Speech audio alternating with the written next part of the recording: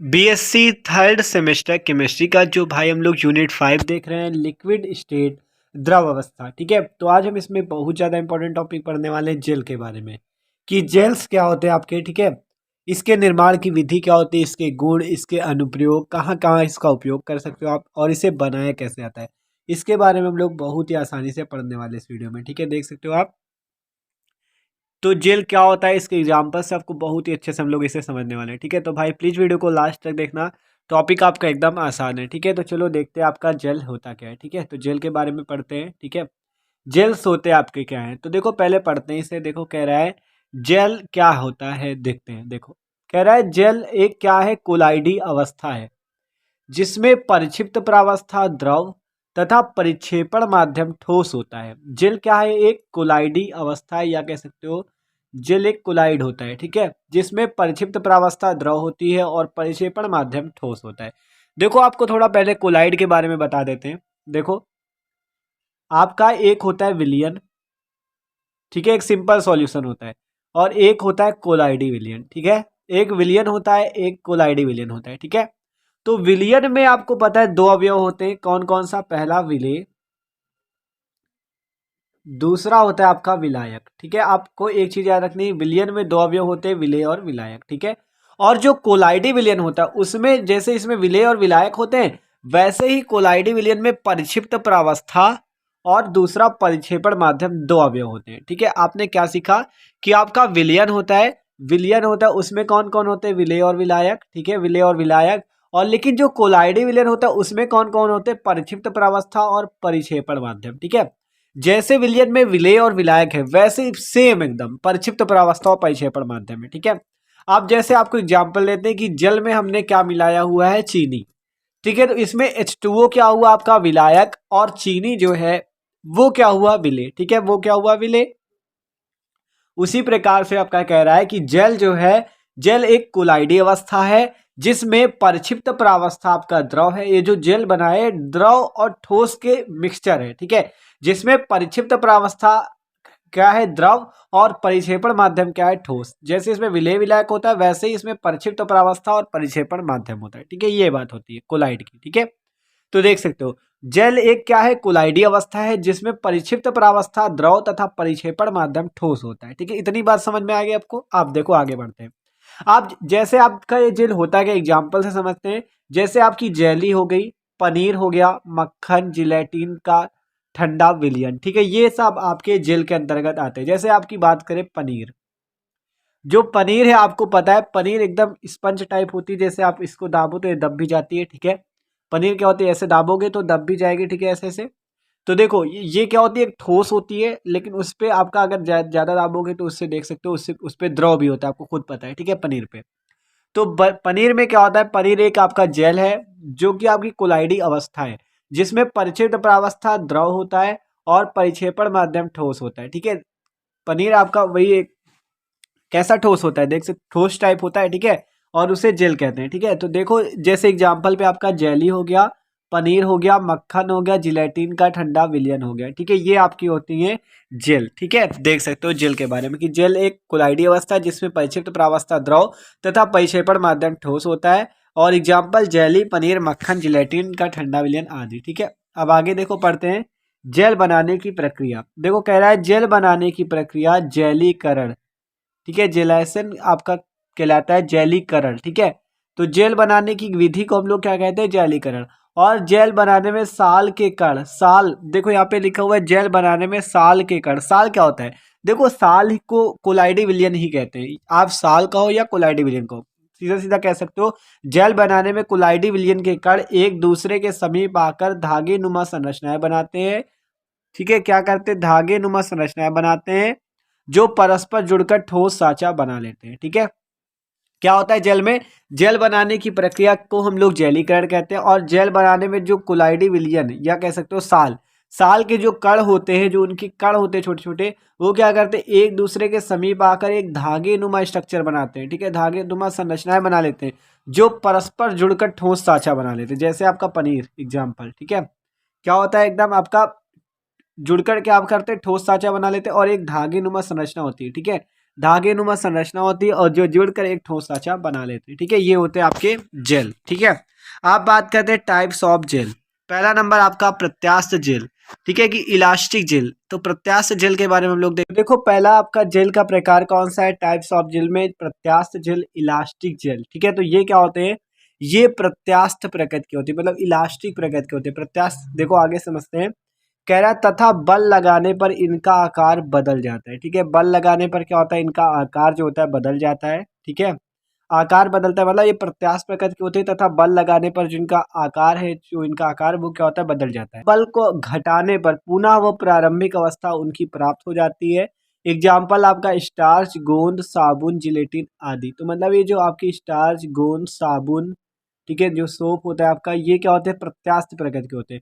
मतलब अगर आप इन पे बल लगाते हो, ऊपर से बल लगाते हो, तो क्या होगा, इनकी जो संरचना, इनका जो आकार है वो बदल जाता है। और अगर आप बल को हटा लेते हो तो वो पूरा मतलब तुरंत अपनी प्रारंभिक अवस्था में आ जाते हैं। तो ये अवस्था क्या कहलाती है, प्रत्यास्थ। ठीक है, कि मतलब बल को लगाया हमने तो क्या हुआ, उसकी जो आकार है वो बदल गया। ठीक है, लेकिन अगर हम बल को हटा ले तो वो पुनः अपनी प्रारंभिक स्थिति में आ जाती है।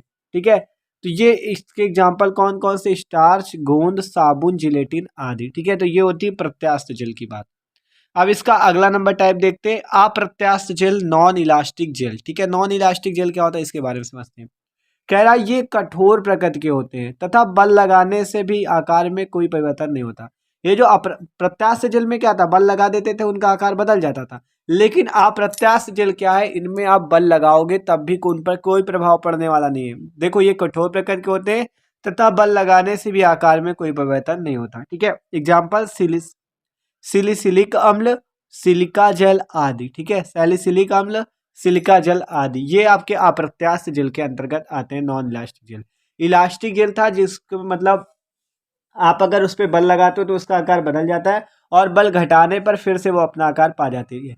ठीक है, ये था आपका एग्जाम्पल, स्टार्च, गोंद, साबुन, जिलेटिन आदि। अप्रत्यास्थ जेल, अगर आप इस पे क्या करते हो, इस पे अगर आप बल लगाते हो तब भी इस पे कोई प्रभाव नहीं पड़ता क्योंकि ये कठोर प्रकृति होते हैं, तो ये अप्रत्यास्थ होते हैं। ठीक है, नॉन इलास्टिक जेल। अब बात करते हैं जेल के गुण। ठीक है, जेल के गुण, तो जेल में जलीकरण का गुण होता है। देखो कैसे, देखते हैं आगे। कह रहा है पूर्ण प्रत्यास्थ जेल जल डालने पर पुनः जेल बनाते हैं जबकि अप्रत्यास्थ जेल नहीं। क्या कह रहा है आपका जलीकरण में, कि जो आपका ये जेल के गुण हैं इस पे जलीकरण का गुण होता है। कैसे, देखो प्रत्यास्थ जेल में आपको क्या बताया कि उस पे आप बल लगाते हो तो उसका आकार बदल जाता है, वो होते हैं आपके प्रत्यास्थ जेल।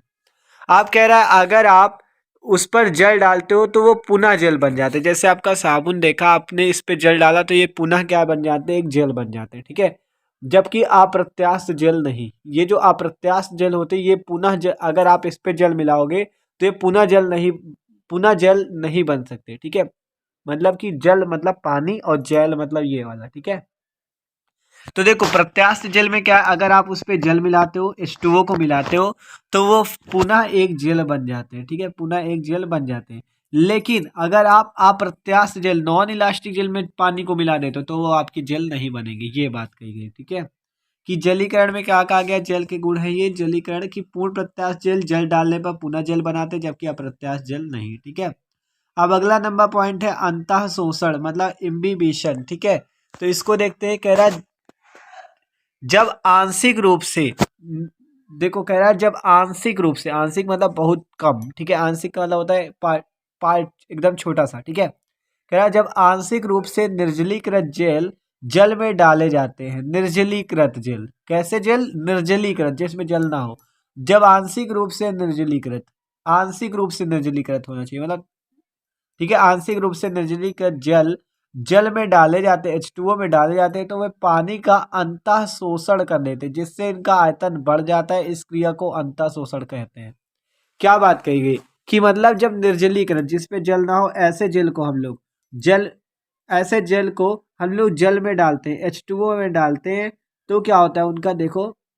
ठीक है, कहा गया आपको H2O में क्या करना है, ऐसे जल, जब आप निर्जलीकृत जल को आप H2O में मिलाते हो तो उससे क्या होता है उसका, ठीक है, वो क्या करता है जल को शोषित कर लेता है, मतलब उसका अंतः शोषण कर लेता है। और यह क्रिया आपकी अंतः शोषण की क्रिया कहलाती है। तो जल में क्या होता है, अंतः शोषण का गुण भी पाया जाता है। ठीक है। मतलब कहा गया जब आंशिक रूप से निर्जलीकृत जल को आप H2O में डालते हो, मतलब पानी में मिलाते हो, तो वो पानी को क्या करता है, शोषित कर लेता है, उसको सोख लेता है, ठीक है, अपने अंदर। और ठीक है, सोख लेता, और यह क्रिया आपकी अंतःशोषण की क्रिया कहलाती है। ठीक है, तो ये आपका दूसरा गुण था इसका। पहला आपका कौन सा था, जलीकरण, दूसरा अंतःशोषण। अब अगला गुण देखते हैं। ठीक है, अगला गुण है आपका संकोच पाठक। ठीक है, इंग्लिश समझो वीपिंग ऑफ जेल्स। ठीक है, इंग्लिश में याद रखो वीपिंग ऑफ जेल्स, या दूसरा नाम इसका होता है सिनर्सिस। ठीक है, सिनर्सिस भी इसे कहते हैं। तो देखो आप क्या कह रहा है इस पे, कह रहा कुछ अकार्बनिक जेल रखने पर स्वतः जल त्याग कर सिकुड़ जाते हैं। मतलब कुछ अकार्बनिक जिसपे कार्बन नहीं होता, ऐसे जेल क्या होते हैं, स्वतः जल त्याग कर, मतलब खुद से जल को त्याग कर सिकुड़ जाते हैं, और यह क्रिया सिनर्सिस कहलाती है, संकोच पाठक वीपिंग ऑफ जेल्स कहलाती है।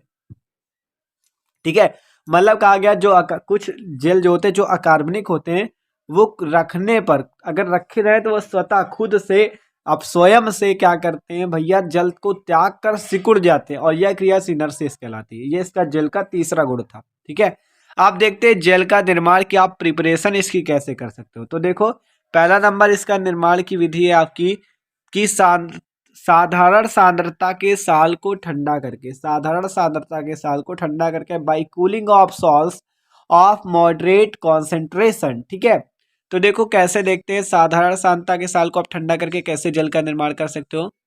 तो कह रहा है इसमें गर्म जल से बने साल को ठंडा करने से, साल आपको पता है ना कोलाइडी वेरिएंट। ठीक है, कह रहा है कि इसमें गर्म जल से बने साल को ठंडा करने से जल प्राप्त होता है, क्योंकि ठंडा करने पर जल